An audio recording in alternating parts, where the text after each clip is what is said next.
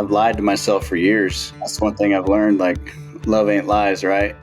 So if you can learn to hold your word, there's a lot more writing on that for all you dads out there. Because when you tell your wife, and I'm guilty of it in the past, and I know a lot of you dads are too, you tell your wife, hey, I'm going to start this diet on Monday. I'm going to start this 10-pound vacation weight loss program. Whatever it may be, I'm going to get dialed in on my finances. And you don't do that, like your level of respect from your wife, your respect notch in that belt goes down, down, down, because you don't hold that word to yourself. And that's just a battle between you and the accountability mirror.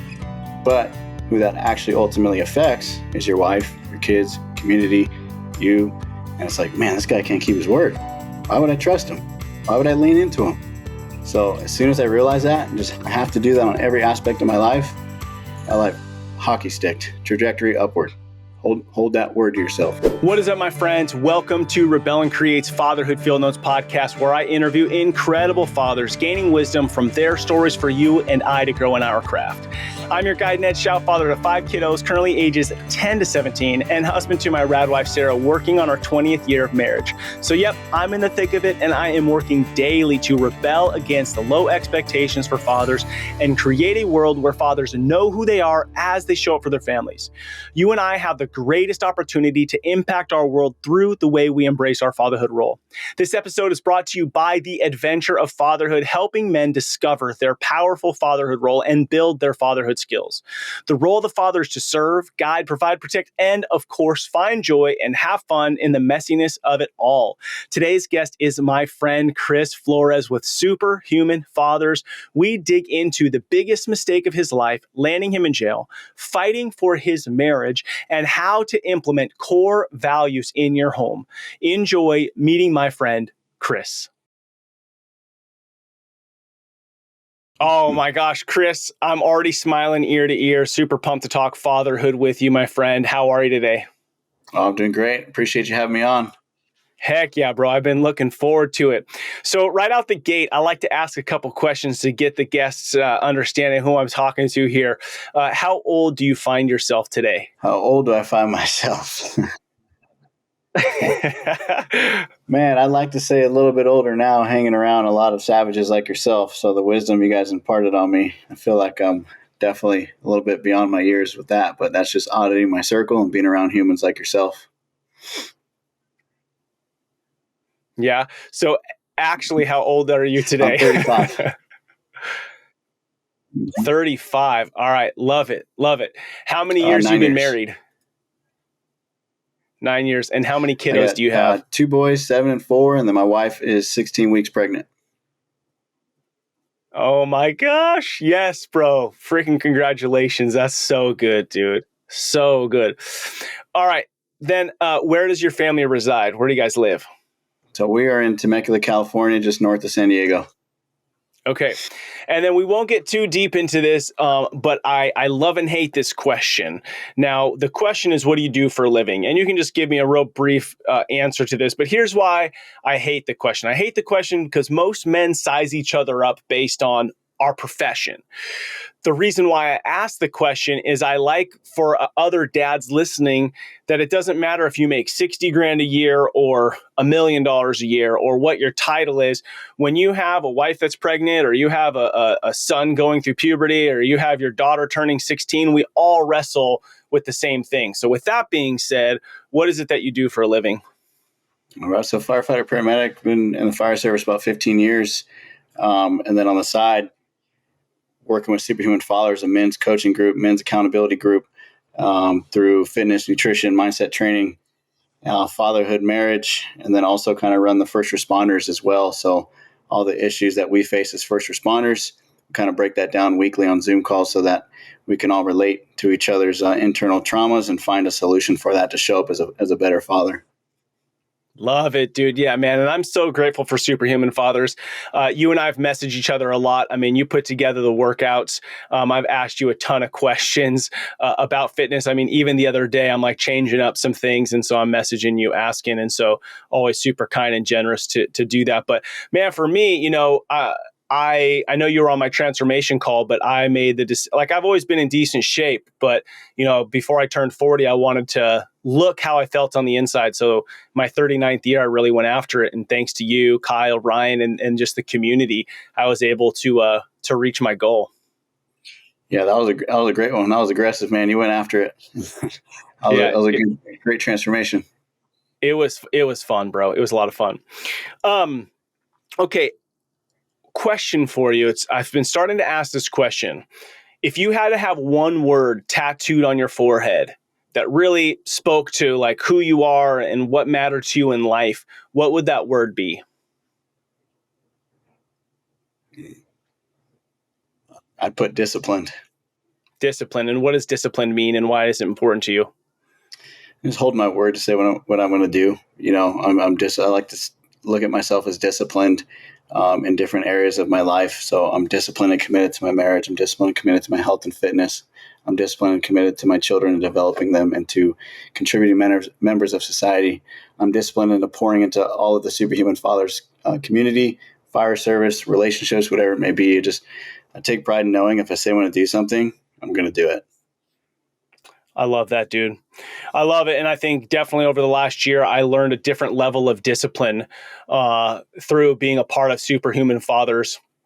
And really that idea, I hear you guys talk about a lot is being true to yourself, right? Like if you say something to yourself, can you hold, because it's easy to cancel on ourselves. So what are your thoughts on that as far as like, if you make a commitment to you, how important is that? And what's the weight you put on that? That was a great one because I've lied to myself for years. That's one thing I've learned, like love ain't lies, right? So if you can learn to hold your word, there's a lot more writing on that for all you dads out there. Because when you tell your wife, and I'm guilty of it in the past, and I know a lot of you dads are too, you tell your wife, hey, I'm going to start this diet on Monday. I'm going to start this 10-pound vacation weight loss program, whatever it may be. I'm going to get dialed in on my finances. And you don't do that, like your level of respect from your wife, your respect notch in that belt goes down, down, down because you don't hold that word to yourself. And that's just a battle between you and the accountability mirror. But who that actually ultimately affects is your wife, your kids, community, you. And it's like, man, this guy can't keep his word. Why would I trust him? Why would I lean into him? So as soon as I realize that, I have to do that on every aspect of my life hockey stick, trajectory upward. Hold that word to yourself. Dude, so powerful, man. And as you say that, like my mind's going and I'm thinking about a story I'm going to share with you. But it's not only that like say our kids, right? Like you have two boys, 5 and 7, 4 and 7, you said? Mm-hmm. I've got 5 kiddos, 10 to 17. And it's one thing for me to say, hey, dad's going to get fit or get my finances in order. So that's a great one. Right now, last year was my fitness. This year, I like doing a lot around finances. And my kids are a part of that. But the thing is if I say, hey, we're getting our finances in order, but it's 3 years from now, then when my kids are my age, they're going to have that same level of commitment if they make a promise to themselves, right? Like I'm setting the standard. So if I tell my kids, this is what I'm going to do, and this is how I stick to it, I'm creating the standard that they are going to set for themselves one day. And so here's a story for you. A friend of mine, I was sending them pictures. We were just all messing around. This is a few months ago. And he's like, oh, dude, you look savage. I'm working on getting in shape. And I'm like, oh, dude, seriously, this is amazing. Come join Superhuman Fathers. And then he's like, oh, whoa, back up. Like, I'm just trying to lose a little bit. And I told him, I was like, well, just don't tell your kids that your goal is to get in shape. And I felt super harsh about it. But I'm like, if you're going to tell your kids you're going to get in shape, like set a standard that you would want them to be in shape when they're your age. Like, what do you want for your son? You got to set that standard for him. What are your thoughts on that? I think if you're spot on, set the standard. If you walk in and you set the tone, though, every single day, your kids are going to feel that. You know what I mean? Like, I'm going to set the tone of energy as soon as I come home sleep deprived from the firehouse. I need to set the tone. My tone is I got to sit my ass on the couch and have a beer to relax. What are they going to do when time gets tough? Sit on the couch and watch cartoons. It's like I got to go in there and set the tone of a disciplined mindset, a hard mental capacity when adversity hits, physically. I mean, for us and Superhuman Fathers yourself as well, like the training and nutrition is like brushing our teeth at this point. And I know not everyone's there, but that's our job, is to get you there by the importance of what's on the line. Because Yeah. Take a step up and look down, 10,000-foot view. There's a lot on the line. Your wife, your kids, the trajectory of your generational family tree, all that stuff rides on you as a father. So if you're not setting the tone, you're doing a disservice to everybody else around you. Yeah. Yeah. Oh my gosh, dude. So powerful. We could end this podcast now and it's money. As you think about being a father the last 7 years, what's something you've learned about yourself through your role as a dad? Yeah. So this switch, I mean, I wasn't a stellar dad to start out. I know what I was doing. I was early 20s, just got off probation at the firehouse. Thought I knew everything. Cocky, lived by the beach, beautiful wife. And then we had our first son, like 4 months after getting married. My circle, right? Say audit your circle. My circle was young firemen that drank 7 days a week. Days off, we go drink, go to the beach, drink, go to the beach, repeat, eat like crap. So, I mean, I had to learn the hard way. And the way I learned was when my son was born. And I remember I was on my honeymoon. My wife was taking pictures, or someone was taking pictures of us. And I looked at myself like, holy crap. Like, you're going to be a dad? Like, look at that thing. Like, just gelatinous, undisciplined, just fat, gross. I'm like, you're a professional firefighter too? Like, holy crap, man. Like, this is a disservice to everyone around you. Wow. Like, you got to clean this up. So that's when that aggressive attack on being the best person that I could be physically started, because I grew up my whole life chubby, husky, fat kid, really scared to take my shirt off at the pool, all that stuff for years. So that kid's still in there, man, and I fight every day so he doesn't make an appearance again. So that's where I come from. I come from a past of deep dark pain to where I don't want to see that human. I don't want to be that version that's going to be a father, a husband. So I know what's on the line, and I remind myself that every day. Some people are like, man, it's aggressive. It's a lot. It's like, no.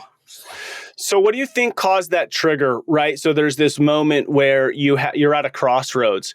And as we look at society, many men at that crossroads just end up, not making their wife and kids a priority. They're probably a good dad in some aspects, like show up to stuff, pay the bills, provide a nice house, but they don't get out of that rut.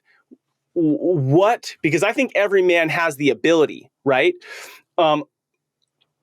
What caused you to go right versus left in that situation and start to pursue who you wanted Chris to be? Yeah. I just had to make a decision to quit hiding. Like, I made good money early on, like being early 20s, making a lot of money. And I was able to go on trips or get, buy what I wanted. And I realized, hey, man, this is just materialistic stuff. Like deep down, I'm not happy, man, because I can't go sit by the pool with my wife and take my shirt off and be proud. So I had to make a decision. And that decision come with back to that word discipline, and I think a lot of people, there's a lot of great dads out there that can just give their kids the world, but they can't give them the stuff that's going to make it stick. Habits, consistency, discipline, non-negotiables, stuff like that. It's like, it's a disservice, man, if you're just giving your kids materialistic stuff. I don't want to do that for myself or my wife. Yeah. That's good, man. What do you think the role of the father is? You just kind of gave us a little bit. You gave us a little bit just now, but like if you were to dive a little bit deeper into that, what would you say that is? Yeah, you got to have the ability to lead. Like, you have to lead your family. And in order to lead your family, you got to lead yourself. And I think we explained, how to lead yourself with those habits, discipline, consistency. But then also you got to like really dive in. We teach our guys all the time, like, what are your family core values? And then you can like live and, operate off mistakes. You can teach your kids through those core values, whether it's like doing what's right, faith-based, discipline, integrity, stuff like that. So I'd encourage all you dads out there listening to come up with some family core values, and then you instill those into your family. And that's how you guys operate and live. Don't let your workplace, or whatever, dictate your values. Come up with that between you and your wife. And also the role of a father is to provide, protect, show them. Like, for me, probably dive into it in a bit, but like when I made a massive mistake, my kids are going to find out one day, because I'm going to tell them, like, this is how dad got through adversity. So you got to be able to show your kids how to get through adversity. You're not going to fold and quit, or you're going to step up and kind of be that father. So when they come to you with the problem, when they're 18, 19, however old, and they made a massive mistake, you've been there. You could teach them. Yeah. You know. Well, let's talk about it right now. Let's jump into that story. What's this massive mistake? When did it happen? And how did it lead you to the man trajectory you're on today? Yeah. So about 18 months ago, almost 2 years ago, I made the biggest mistake of my life. I mean, you go back to before Superhuman Fathers, I was the opposite of Superhuman Father, right? I talk about emotional control. I was constantly putting my wife in the service role when I came home from the firehouse. I'd get off for 3 days, I'd open the door. But why is the house dirty? There's dishes there. I need to sit down because I'm sleep deprived. I need a beer. Right? Like, you owe me. I make the money. It's in my house. Like, all this stuff, right? I put her in the service mode, and that compounds over years. Your wife don't respect you. She's going to resent you. There's no trust, integrity, or respect there. So we started having some issues a little bit. And then I made my massive mistake. We went on date night. We got in an argument after. I hit this. We're arguing in our bedroom. I hit a pot. This pot hit my wife in the face, and she called the cops, and I got arrested for a felony domestic violence, and that changed my life. Wow. It's heavy, and I know when I tell people or any guy out there, yeah, I got arrested for domestic violence, your first thought is what? I'm going to jump to this computer screen, whatever, and I'm going to choke this guy out, right? But I asked you guys to judge me based on my actions afterward and the trajectory of where we're at now with my wife and kids. So fast forward a little bit after this, get out of jail, got a restraining order. It's just chaos, right? I'm going downhill. I'm creating this narrative. I'm going to lose my wife, my kids. I'm going to lose my job at the firehouse. I'm going to lose my paramedic license. So I just start spinning. I got to take a year of DV classes. But the whole time I had to look myself in the mirror, and I had to make a decision. It's like, you're going to go be a single fireman and have a secure job, and everything will be okay. You just won't see your wife and kids, but you'll have a stable paycheck. Or are you going to fight the system?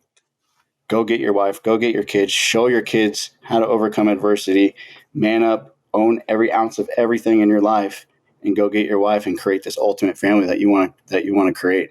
And that's the decision I made. And a massive, massive foundation of that was through Christ, was through owning everything, building relationships at the church. And then fast forward a little bit more, I find Kyle at Superhuman Fathers, because I'm like, man, I need some income. I think I'm going to lose my job. And I hired this coach, Wes Watson, and he's like, go check out my boy Kyle. He runs this fatherhood fitness nutrition program he just started. So I said, okay. So I started bugging Kyle. I said, dude, I'll work for free. I don't care. I just want to pour in. I want to make sure no father made the mistake I made. Here's where I'm coming from, a place of extreme pain, vulnerability. And then we had about 80 fathers at that moment. And right now we have just over 600, and it's really grown over the last couple of years. And the ability to just kind of tap into these dads, run Zoom calls, run the first responder side with military cops and firemen so they don't make the same mistake I made. It's been very humbling and gratifying. I've come a long way since then. My marriage is night and day, man. Like I said, this is a big reason why we're having our third child. So this child will never see that version of me ever. They're only going to see the new version. My kids, I did them a disservice by my behaviors, by my actions. So my goal in life is just to pour into my wife and kids, pour into these fathers, pour into the church. I owe that thing. I owe the church community, Superhuman Fathers, my wife and my kids, everything. It's not about me. Wow. Bro, dude, thank you for your vulnerability, honesty, and like your choice to dig in and fight for what you knew mattered. You know, because that story, that the reality of what you did is just such an inspiration to so many of us, right? I mean, even to think about the moments where we're fighting with our wife and it's like we just go a little too far, right? And it's like an accident happened and was it preventable? Yes, but you talk about the situation and it's like, man, how horrific for something just to like get out of control. And I think many of us could go, man, there's a couple times where I could see things going out of control and you know, maybe the pot didn't hit her, but if it did, like I could be in the situation and to go, I need to make sure that I'm controlling, using the power that I have as a man to be meek, right? Like I've been digging into this word more, meekness. What does it mean to be meek, right? And I love it. And somebody gave me the example that to be meek doesn't mean that we're weak, but the best example is Jesus on the cross, all the power possible, but he chooses to stay.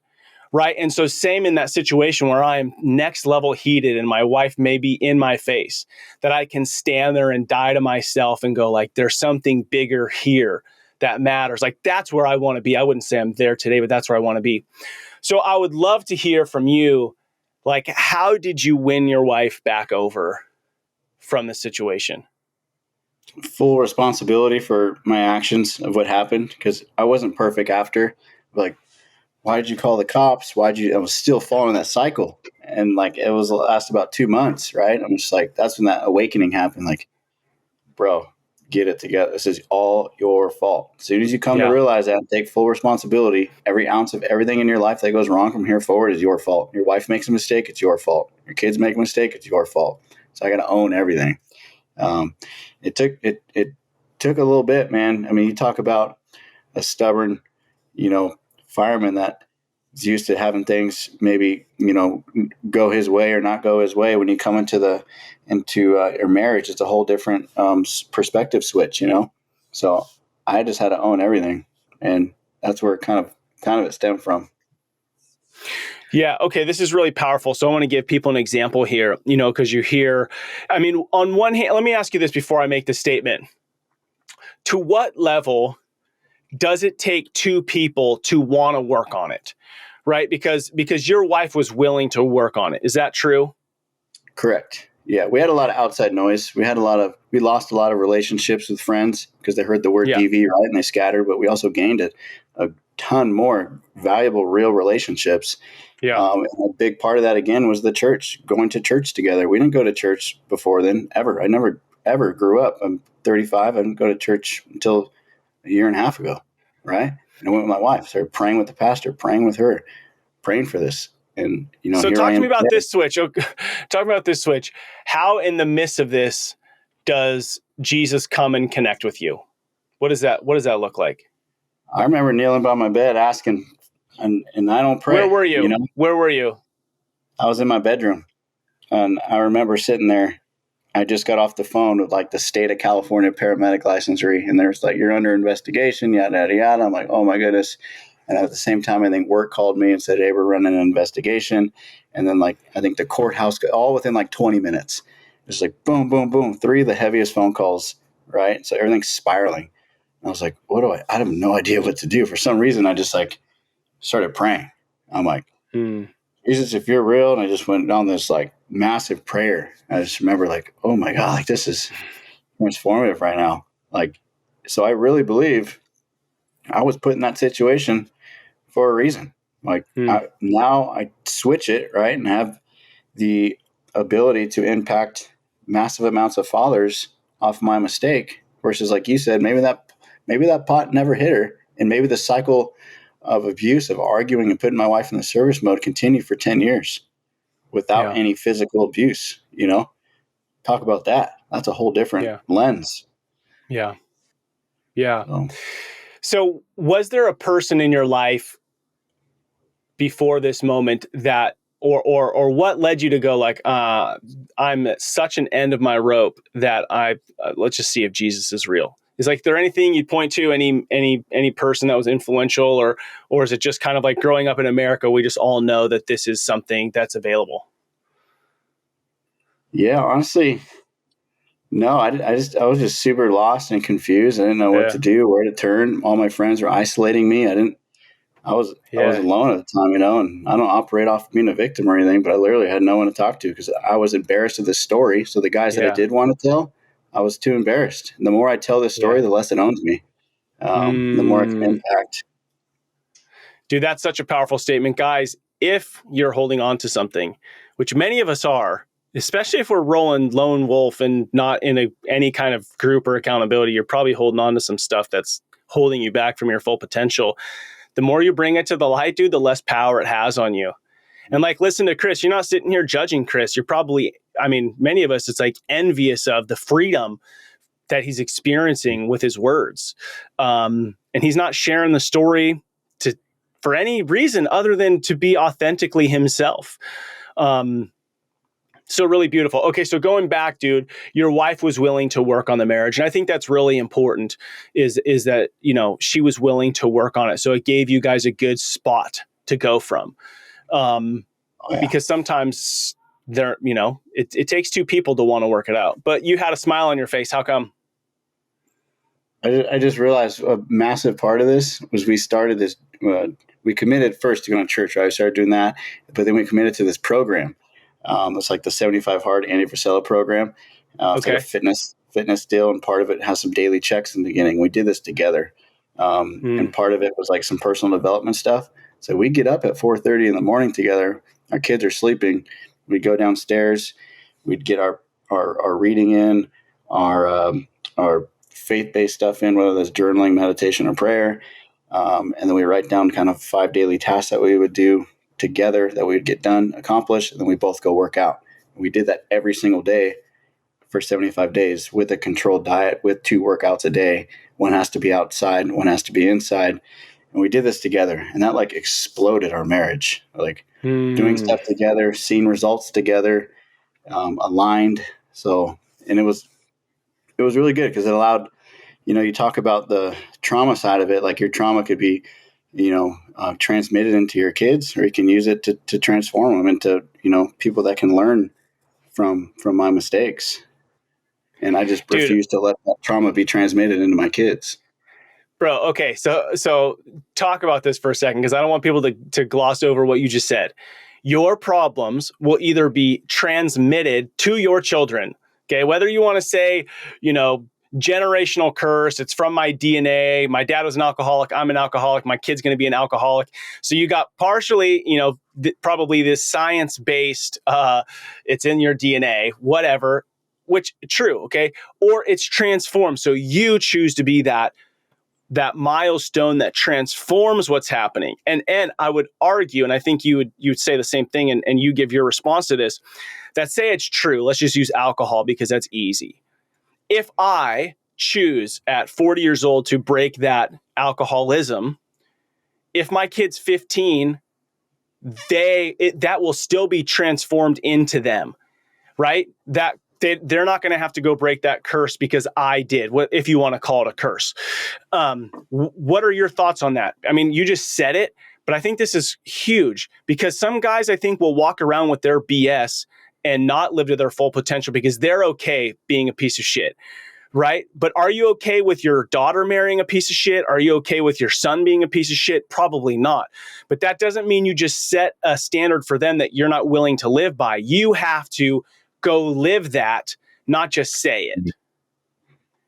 Yeah, 100%. You have to make a decision, first of all. So all you dads out there listening, really think, reflect, and then act. So think about what your generational trauma is, whether that be divorce rates in your family, whether that be obesity, alcoholism, drugs, porn, gambling, whatever it may be. Just think for a little bit, because you've all had something generation, and you're doing it still as a grown man. Mm-hmm. You're either going to face that battle yourself, or you're going to cower down and let your kids battle for you eventually when you're gone. So are you going to let your kids fight and battle, or are you going to do it for them so they don't have to live that hard life?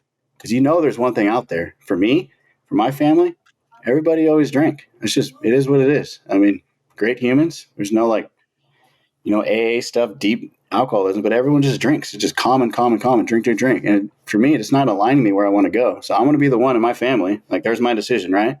I'm reflecting on it. Here's my decision. Now I need to act. What's the action? Stop drinking. I'm not going to spend holidays with my kids seeing me drunk. That's my goal. I don't want to transmit that to them. So that's where I'm at. So let me ask this, and maybe we'll cut this out, but we'll see. What are you working on now?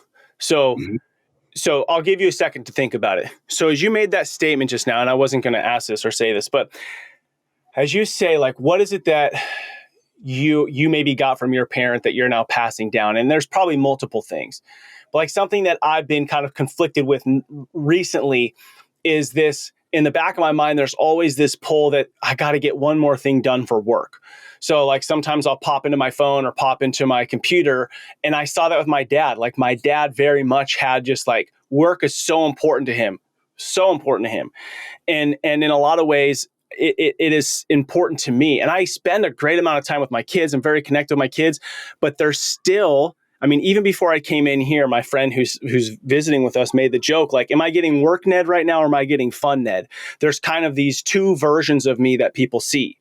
And so that's something that I'm working on, is being fully authentic Ned, which is a romantic, which is playful, which is fun, which is strategic, which has compassion. But I don't always show up as that guy because I get so focused on like work is really important. So with that being said, you know, obviously maybe the alcohol thing is always going to be something you work on, but is there something else that's right in front of you right now that you're working on that you're willing to share? Yeah, that's great. And we're working on this right now with Kyle and his group. We got a small group, about 12 of us in this. We make kind of declarations and we build on it throughout the year. It's called the Impossible Game throughout the year. So for me, I mean, yes, the alcohol one for sure. And I gave up alcohol. It's only been about a month and a half, but I just decided, right, I'm just going to stop. It's just not aligning me to where I want to go right now. The biggest one is hands down is the faith side, my connection to God. And why I say that is because that's just where my family is. Like, it's still uncomfortable, right? If I go to my parents, I can't make it there Sunday, I'm going to go to church. There'd always be like, church? Like, we don't go to church. We've never gone to church. What are you talking about? Or my kids are going to a private Christian school right now, both my kids.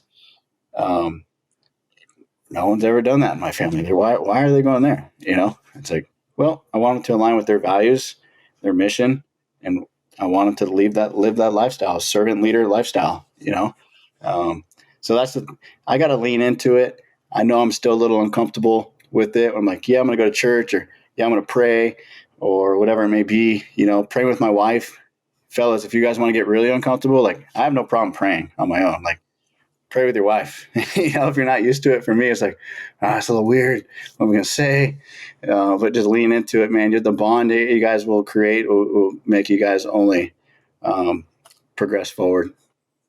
Oh my gosh, bro. So good, dude. So good. I love this. Talk to me about your relationship with your boys. As you've come in and really been like, okay, I need to develop me. I need to develop this connection between me and God. I'm fighting really hard to make sure my wife is number one.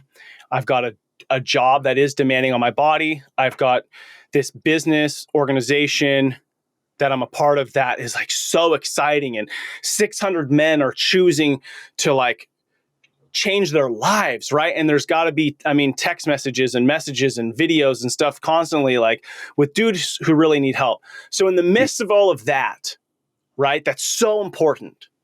But then you have these two little humans and another one on the way that are half of you, right, that are coming into this world and finding out who they are. Talk to me about what your role specifically, like, how do you connect with them to make sure they're a priority? Yeah, so this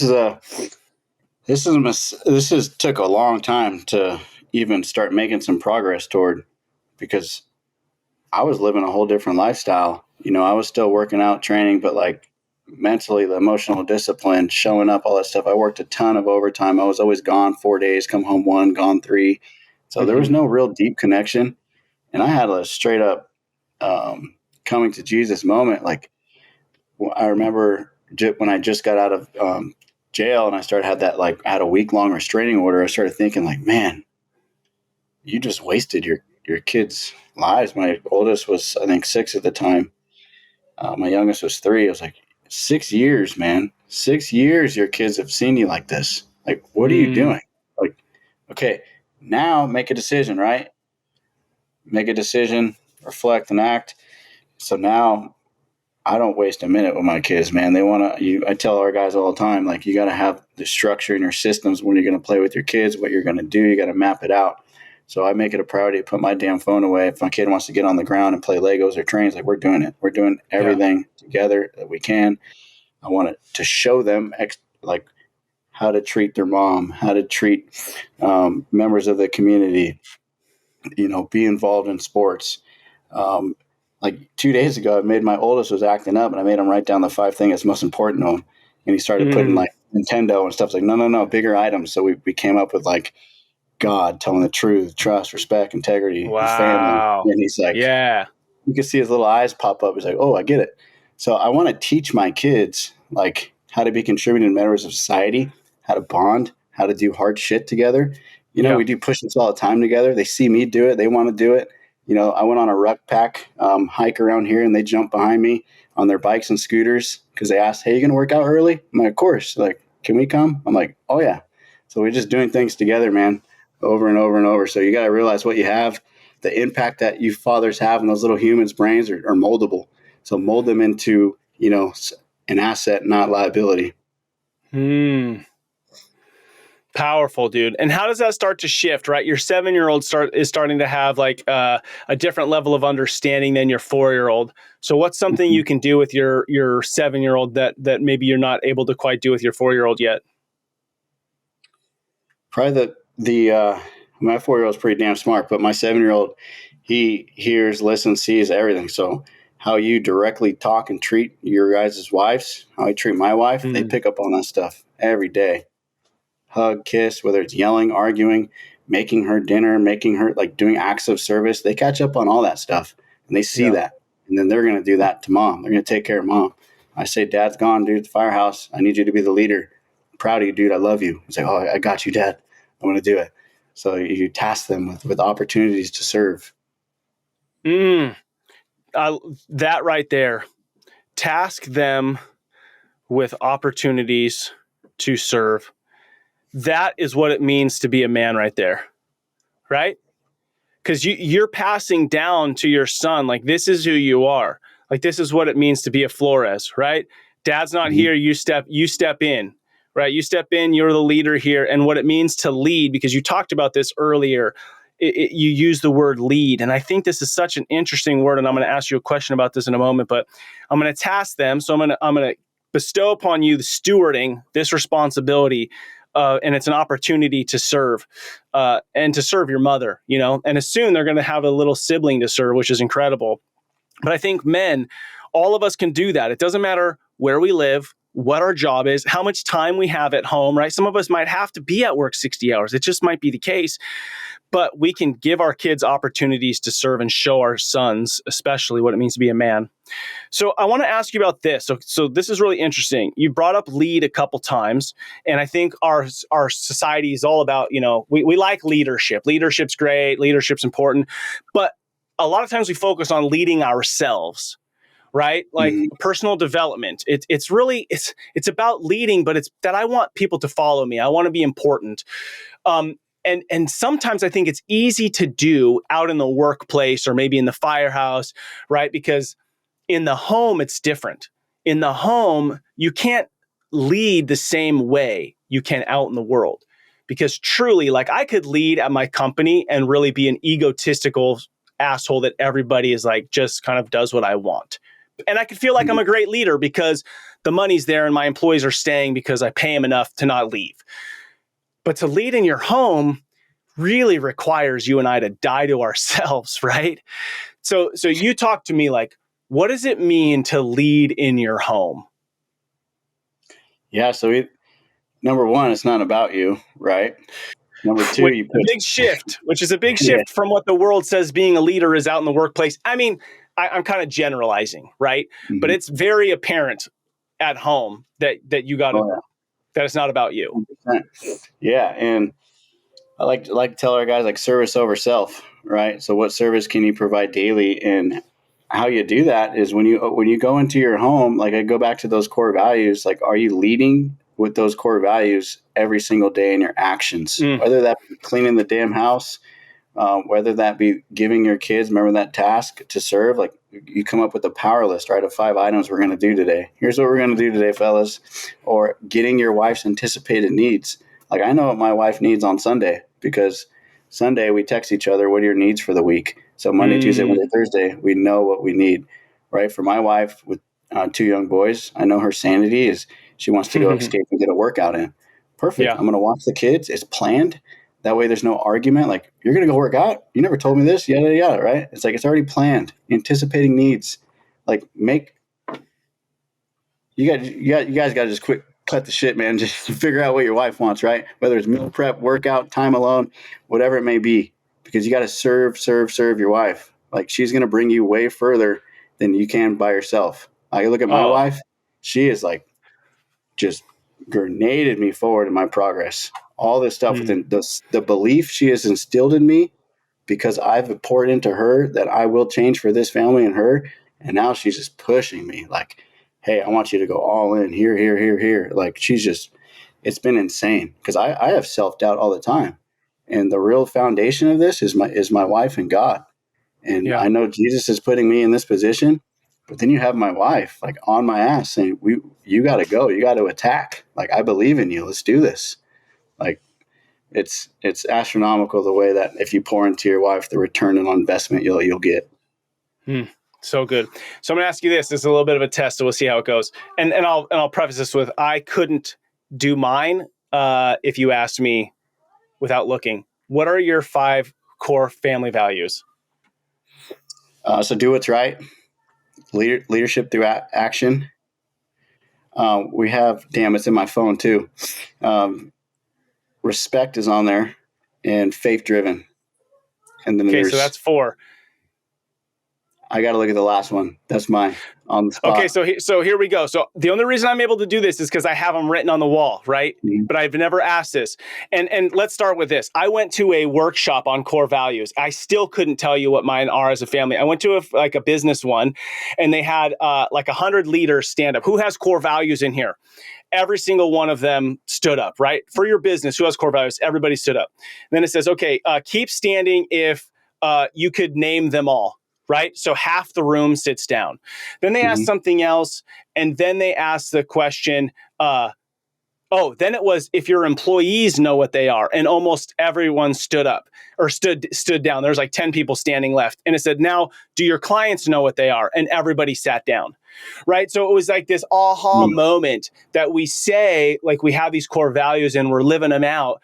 But like, how are we not just doing the 2-day event, writing our core values down, putting them on a poster, and then like just kind of like walking away from them, Yeah. And so, and this is a challenge for you and I, and for the guys listening, is like, and so something we do, I'll share this. We have a monthly meeting as a family, and I put the core values in a slideshow, and we have 6 core values. They are courageous faith, fun-loving family, authentic friends, adventurous travelers, thriving fitness, and living grateful and generous. And I read those, everybody, off the wall.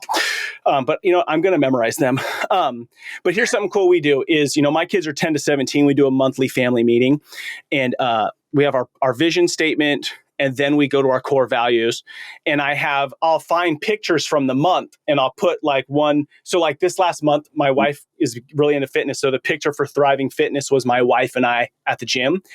But then we asked the family, hey, name a couple people that you've seen in our family living this out. So like Brody would be like, oh, well, I saw Presley do this. That's thriving fitness. Stella would be like, oh, I saw, Brooklyn go to this thing. That's courageous faith. So the kids are saying it about each other, right? Now, if I pulled my kids in here right now and said, hey, tell me all 6 family values, they probably get a couple of them, but they wouldn't be able to do all of them, which is a challenge for me to go, okay, how do you instill these into your kids?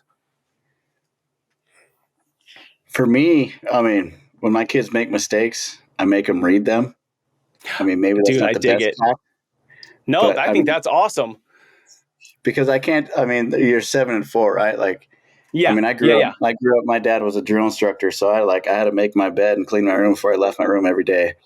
It's just a whole different childhood that way. But like, I do it when they make a mistake. That way it's kind of ingrained in it, and I can give them the why. Yeah, I like that. Why did you do that?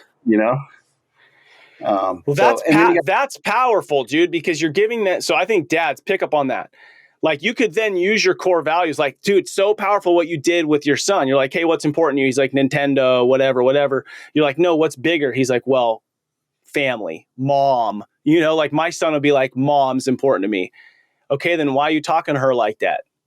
Right? Let Mm-hmm. him start to unfold that, but do it based off of like the Flores or the Shout guiding principles of what makes us who we are. And I think that in the moments where your kid fails, to not just smack them, I mean, sure, smack them sometimes if you need to, but to not just, there be no why attached to it, I think is really, really critical, man. I think that's huge that you use them when you're disciplining them. Oh, for sure. You can even flip it to make it a positive, like, hey, dude, I need you to help me like clean the garage, right? Like, okay, now it's like a punishment, right? It's like, hey, let's clean the garage so maybe we Yeah. can find some old toys that you want. Maybe we can clean this up to make room for new toys. You know what I mean? Like, give them a while, especially when they're that young. We Yeah. got older kids. I don't have older kids yet, but when like you 18, whatever, it's like, come on, bro, we're cleaning the garage. Like they know, they understand. But you got little multiple brains. You got to give them the why.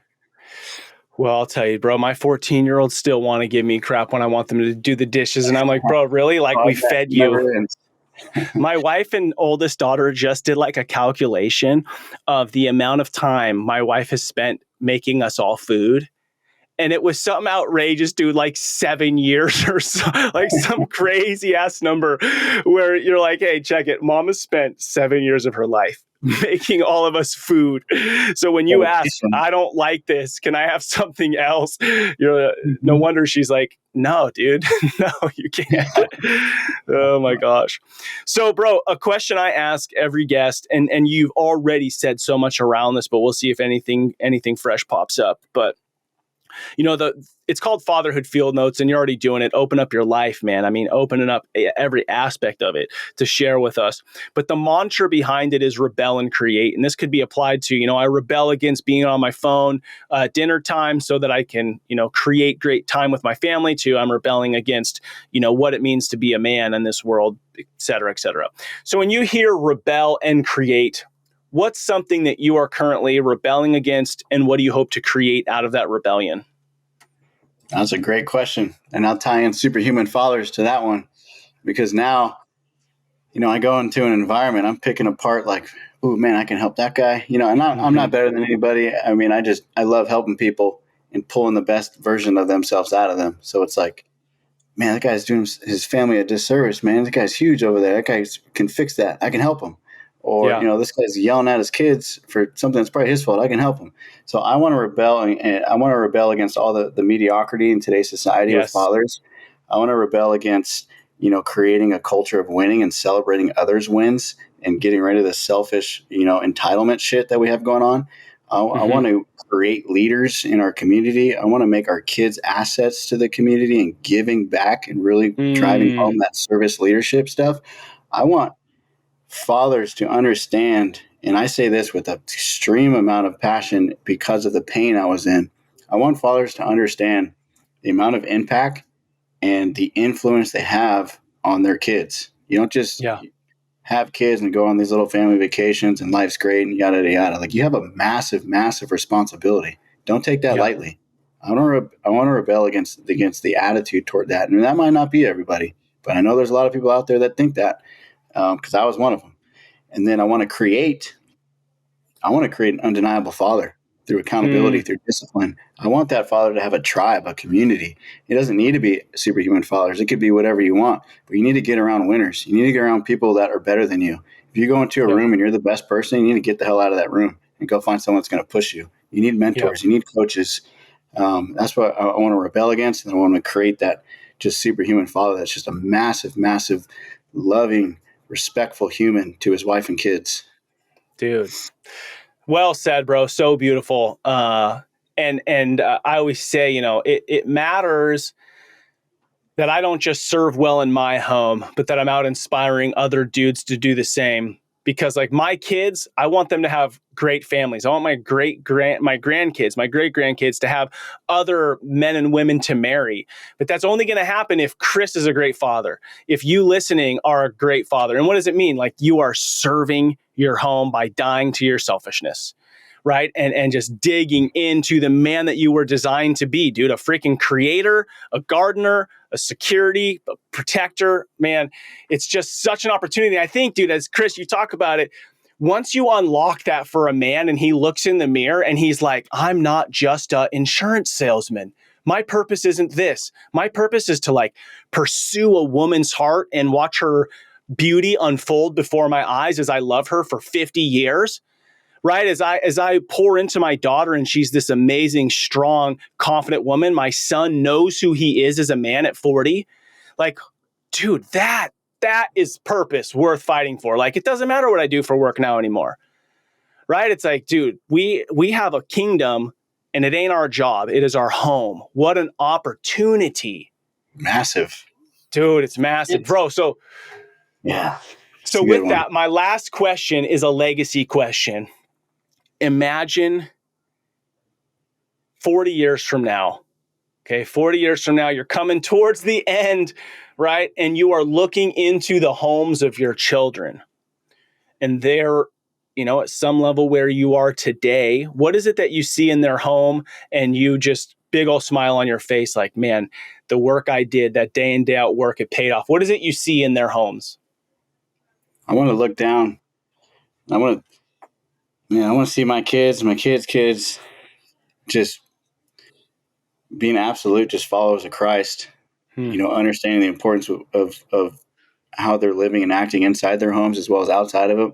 And I want them to look back and say, how did you guys get all this? How did you become like this? How did you become disciplined, accountable? You're so loving. You're so patient. You're so giving. And I want them to say it all started, with me, not saying that I'm the end all to this, but like Chris is the one that just stopped this generational bullshit and just started aligning with just action and results. Yeah. So if I can give my family that, and financial freedom would be cool. But if you build real skills in your kids, they're going to use those and they're going to pass those down. And you talk about skills like discipline's a skill, accountability, stuff like that, holding your word, treating your wife with respect. That's the skills you should be passing down to your kids. It's not materialistic shit. It's not 401ks. It's skills. Give your kids skills. Yeah. Dude, Chris, man, thank you. Thank you for being in tune and listening to really your creator guide you, bro. Like for going, okay, I know who I was made to be and I'm going to pursue that man. And you said it before, I'm not perfect and none of us are perfect. That's not really the goal, right? But the goal is to pursue who it is that Chris is supposed to be, who it is that Chris and his wife are supposed to be as one. And dude, your life is an inspiration to men. And I just thank you for the work that you've done, the work that you continue to do in your home to make the world what it was originally designed to be, bro. So I'm super grateful I'm connected to you. Thank you for the work that you do. And thank you for taking some time to connect with me today. Yeah, I appreciate it. And I have one last thing for all you followers out there that are in pain and have overcome the adversity. I applaud you. And just don't hold that on. Share that. You're most qualified to teach the person you used to be. So remember that and go help others and serve. Dude, I love it. All right. If people want to find you, Superhuman Fathers, where do they go? Yeah, you can go to Flores_SHF on Instagram or just Superhuman Fathers. All right. Love it, bro. Until next time. What an incredible conversation with Chris. One of the things that I'm taking away is just the idea of leading with our core values in our home. We really use those during our family meeting, but to use those not only when my kids may make a mistake or fail, but to bring that out into the open. Hey, this is what it means to be a shout. But then also when we're doing something positive as a family, like, hey, we're going to go to the gym or we're going to go on a walk because we're about thriving fitness. So come on, let's go. And they've agreed that that's who they are. But sometimes, in the moment, I think about asking my kid, hey, do you want to go play pickleball? Not really, but hang on a second. And that's okay to say no, but why are you saying no? Are you just kind of lethargic and stuck watching TV or something? So living by those core values on a day-to-day basis is something I'm really taking away from the conversation with Chris. I just want to say I'm super thankful for Superhuman Fathers. It has transformed my life. And I actually have like about a 10-minute video of me talking about what it did for me, not only physically, but also emotionally, spiritually. So you can go to rebellandcreate.com/transformation to learn more about that. And guys, what does this come down to? this conversation with Chris, it's about knowing who we are. Like as men, who are we? As fathers, who are we? And the world would look and feel so much different if men showed up in their true identity to love, serve, guide, provide, and protect. And that's why I launched Adventure of Fatherhood. So make sure to check out adventureoffatherhood.com. There's new stuff that's going to be rolling out the next few months. But it started with the kids book. And this kids book, the father-son version's out now. The daddy-daughter one's going to be out in the next 6 months. And it's about helping a dad see who he is, create a moment, opportunity for a dad to connect with his child. And then we're going to have some educational courses on there to really help dads discover who they are. Great opportunity. If you know a new dad, order him one of these books, send him the gift box, and welcome him into his role as a dad. So thank you to all you dads out there listening to Rebel and Create's Fatherhood Field Notes podcast. What you do matters. Don't be like everybody else. Be yourself. That is your kids, spouse, and community needs. This is your guide, Ned Shout. Together, let's rebel against the view that fatherhood has little impact and create lives engaged in mastering the craft of fatherhood. I look forward to hanging out with you next time.